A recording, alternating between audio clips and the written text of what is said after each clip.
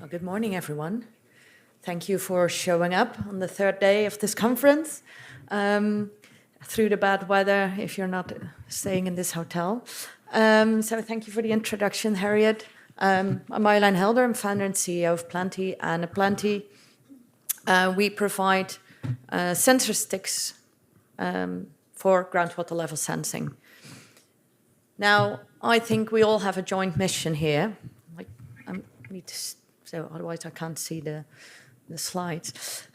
So we all want to restore as many hectares or acres of peatland as possible, and with the highest possible success rate. And in the end, it all comes down to avoiding CO2 emissions, restore the landscape, save wildlife. And I think all of us in this room would adhere to this mission.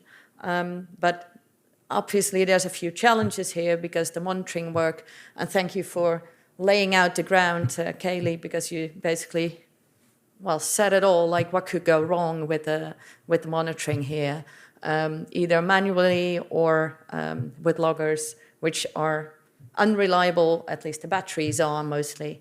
So there's a whole range of challenges here that we should tackle in order to get the success rate and the monitoring of the success rate of all these peatland restoration to get that up. Now, that's why we came up with the SensorStick.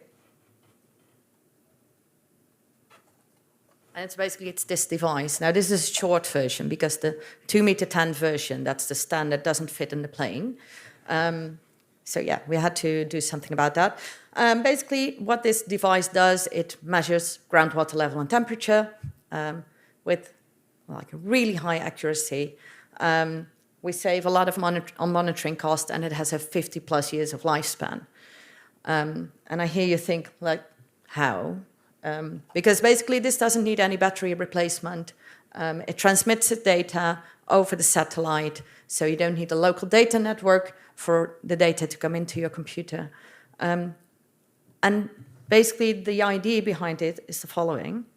I'm gonna switch devices. Now, we started off as a company that generates electricity with living plants. And we're using this power source to power our SensorStick. And this is how it works. So basically, plants produce organic matter through photosynthesis. Part of the organic matter is excreted into the soil. And in the soil, bacteria break down the organic matter and they release electrons. These are all natural processes and we don't interfere with those. But what we do is we provide this device to the bacteria, and this is basically a biological battery.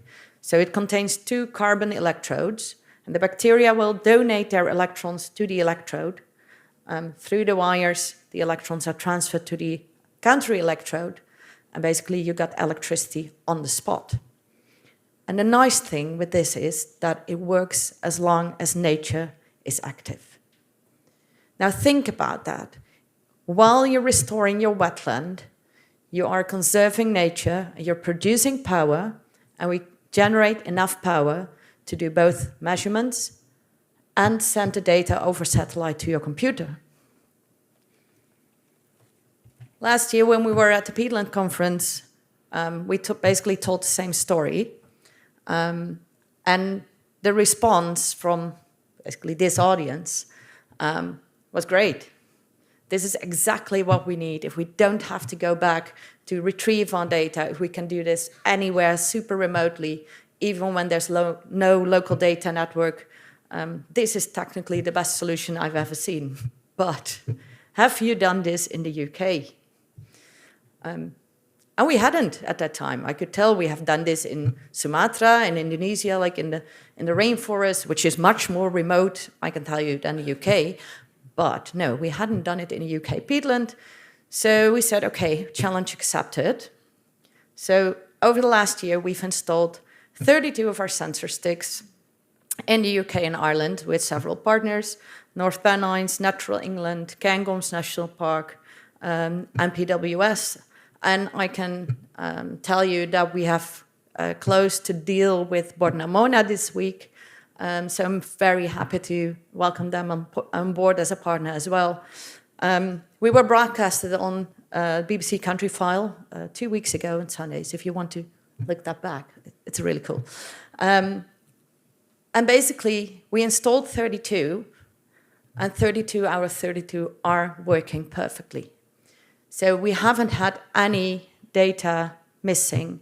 This is just an example of one of the sets that we have installed, where you can basically see the data coming in every day. So we deliver a data point every day for your groundwater level and temperature, and you can perfectly see what's happening.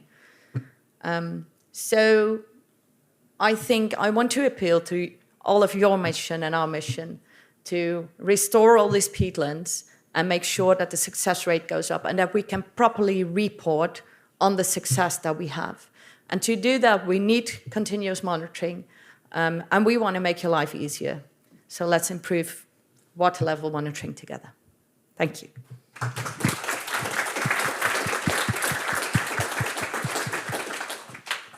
All the way here. Thank you for that. Quick question. What's the minimum vegetation cover you would advise for it to work well? So, good question. Basically, we can start with bare peat. So the nice thing is that the whole process is run eventually by the degradation of organic matter in the soil. Now, the nice thing about peat is that it contains a lot of organic matter, so it will run.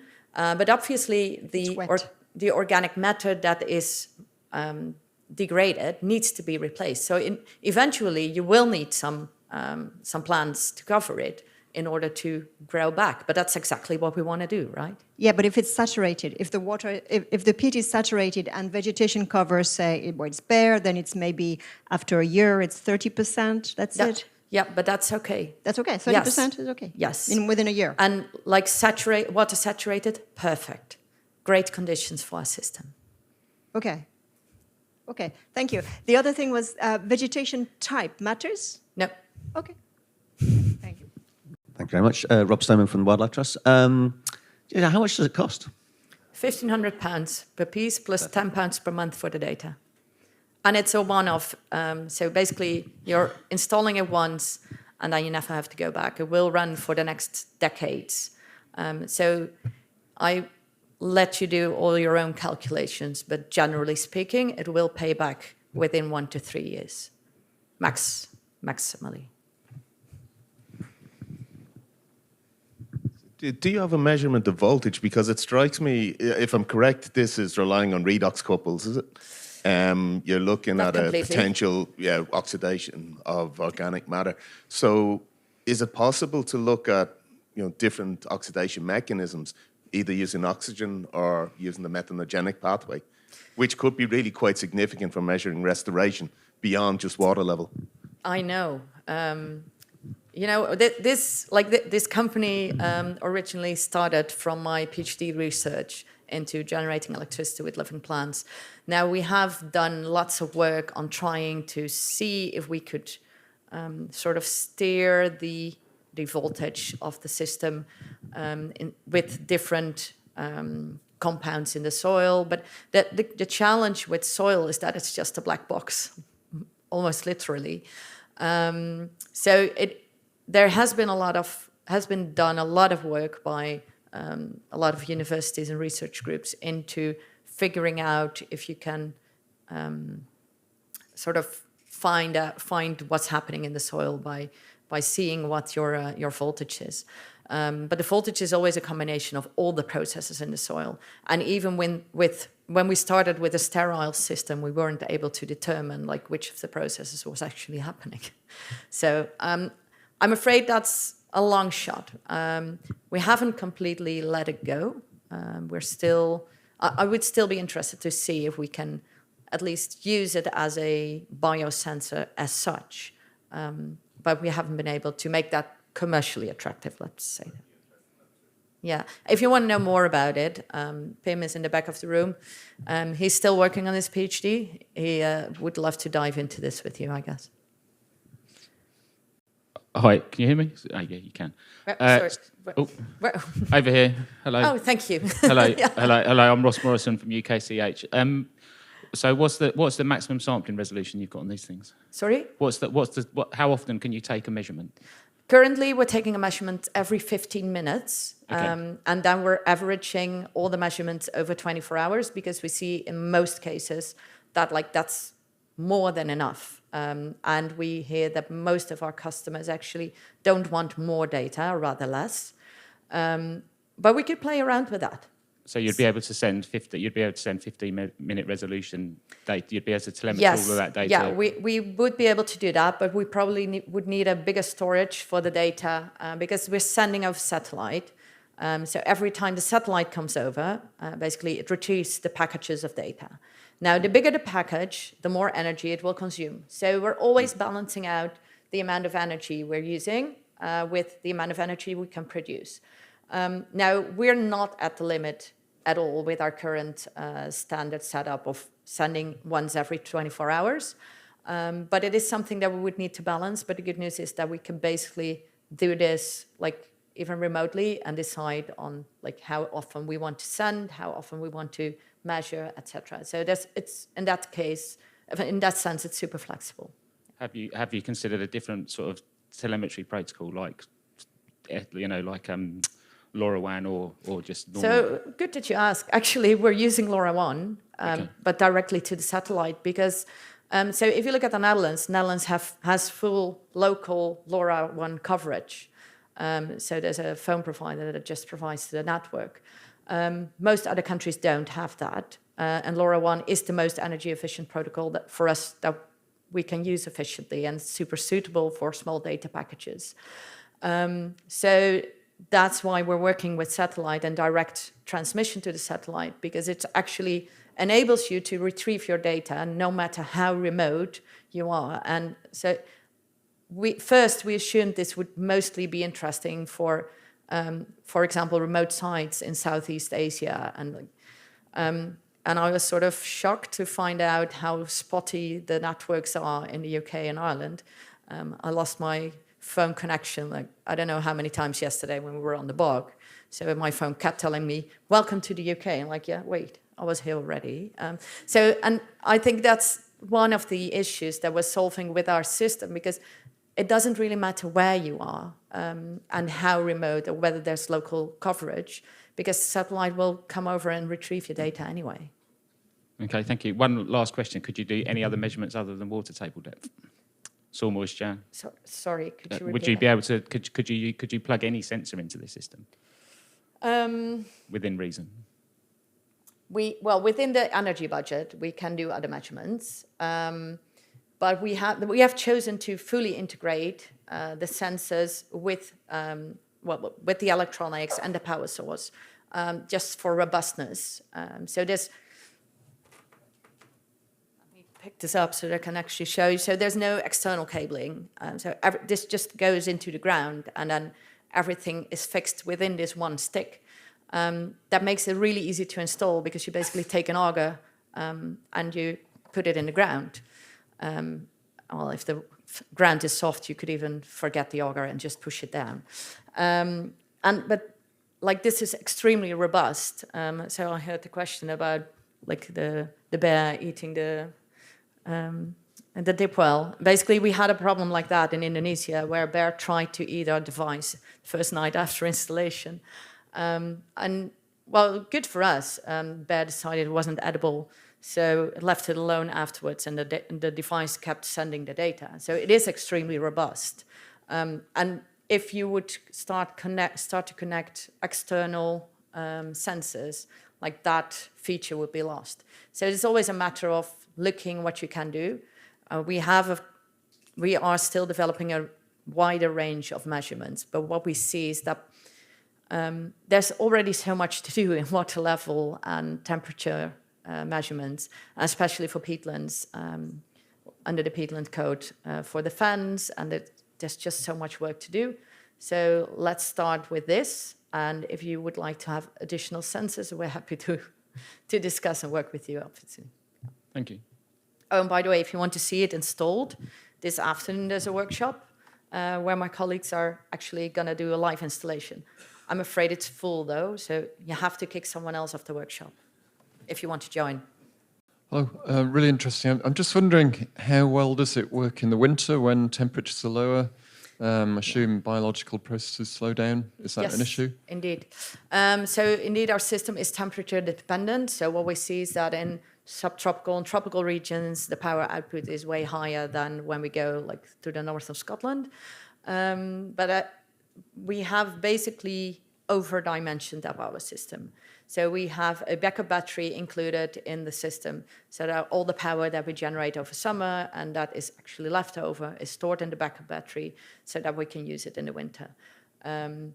So we haven't had any problems, even in North Pennines, where they are quite high up, and in Cairngorms, where it's already relatively cold, and the biological activity is going down. So we are aware of this challenge, so that's why we're over-dimensioning the system for storage as well. And there's a really small solar panel included as well to sort of balance out any reduction, like any power reduction from the natural system. But the nice thing is it's all like feeding into this backup battery and just recharging that battery like throughout the next decades. So yeah, we are aware that if we promise that we have a device that lasts for decades and that you don't have to go back to, that it has to work at all times, and that's what we've developed it for. I just wonder if it will function in a dense forest with a canopy over. You should talk to Pim to hear more about this, but we have done this in Indonesia in the rainforest, and there we specifically tried to see like with how much canopy we could still transmit the data to the satellite. And I think like even under medium dense canopy, it was still fine, but under the very dense forest, we couldn't retrieve the data anymore. But we were quite impressed by how good we were able to actually retrieve the data. And the interesting thing is sometimes it won't be under like very dense canopy. Sometimes you will lose the connection for a moment, but you might be able to get it back next time the satellite comes over. So it's sort of, but yeah, to hear the details, you should talk to Pim. He knows more about this. I'm not very well acquainted with the microbial aspect of peatland, but in cases where the microbial activity is very low to now, would that be a limitation of where this could be applied?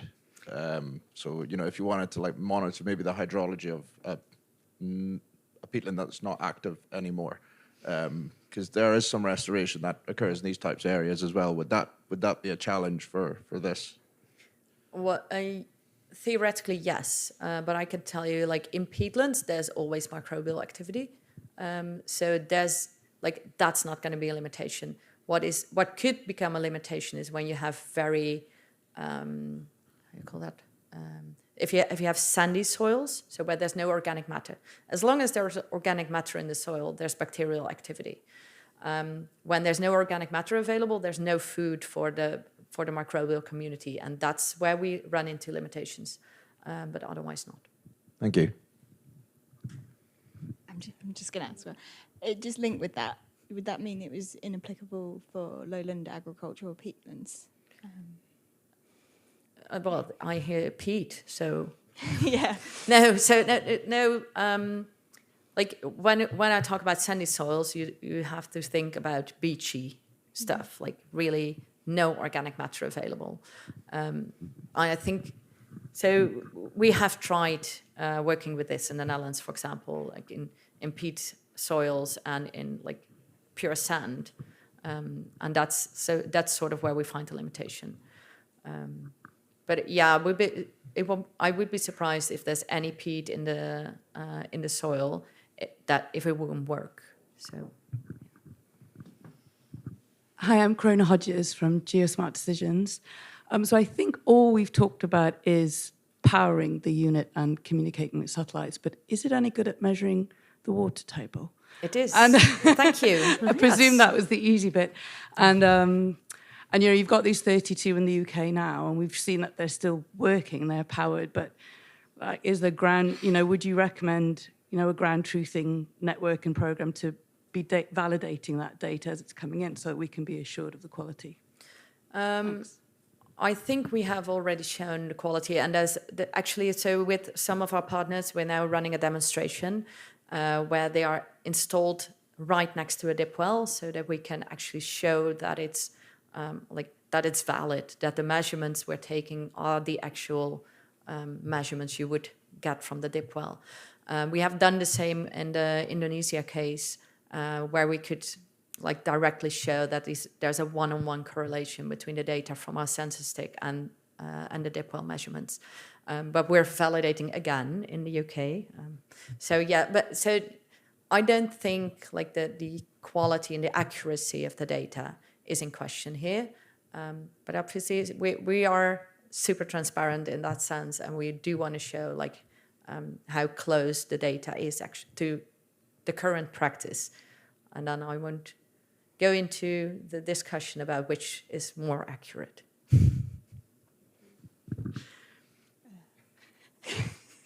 Let's go that way first.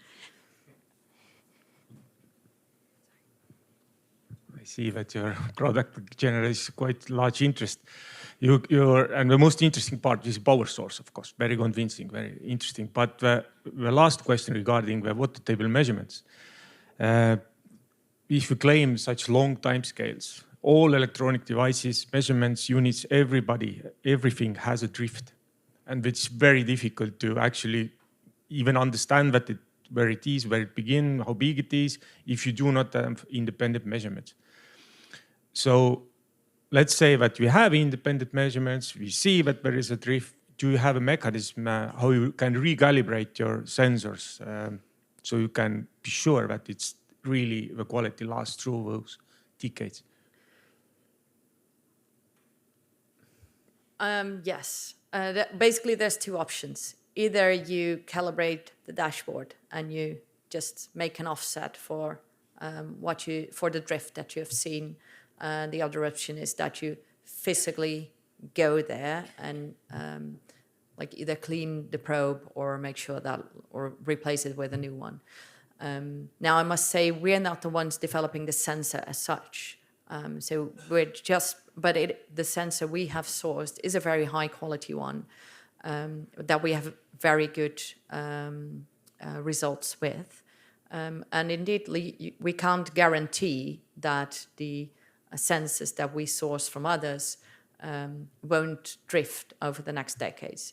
We can promise that the system will keep on working and we'll do everything we can to avoid drift or to offset for the drift that we see in the data. But I don't think that's any different with any other sensor. Exactly.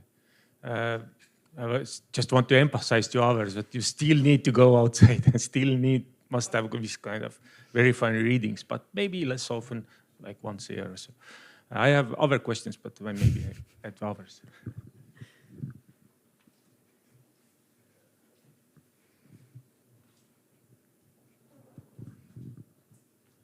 Sorry, I'm going to make you walk over here for very little, actually, because drift was the thing that I was going to ask. And I think it's important just to highlight that whether there's a risk because you're not forcing people to go on site because the battery's gone low. So I think it's just worth highlighting that there's potentially a risk that someone will put it in somewhere and genuinely not go back for 10 years. So it's not just being able to correct for the drift, but it's understanding when you've got the drift because, change over time is really key in what you're measuring here. But, of course. Yeah, and I would love to have discussions with you to learn about what your experience is in that sense, so that we can indeed improve the product over time and make it better while it's up and running. Yeah. I think you two were the last two, and then we'll have to move on. Hi, I've got another question about the power source of the peat. I was wondering if you've tried it in something like a really recalcitrant peat, like a former cut-over bog extracted site that's then had its water table raised, and therefore it doesn't necessarily have that labile carbon in the system to power the cell. Would that be an extreme example of its use? I honestly don't know. Okay. I'm sorry. This is a question I don't have an answer to.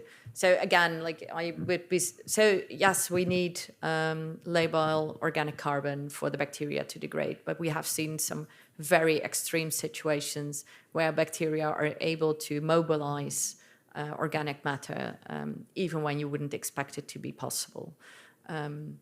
As long as there's carbon, we normally see that it works. I can't assess this specific case. A future trial, maybe. Oh, yes, please. Hi. So water levels and water tables is one form of measurement that I would look to get from a peatland site. But I would also want to try and get some groundwater quality data and groundwater flow rate. So I was wondering, it looks quite heavily perforated. I'm assuming you get the peat kind of migrating into the unit. Do you foresee a time where you can have some form of semi-impermeable membrane to allow people to get a water sample from the inside of the tube? I think that should be possible, but we haven't really given this a thought. But yeah, let's discuss further to see what we can do. Yeah. Thank you.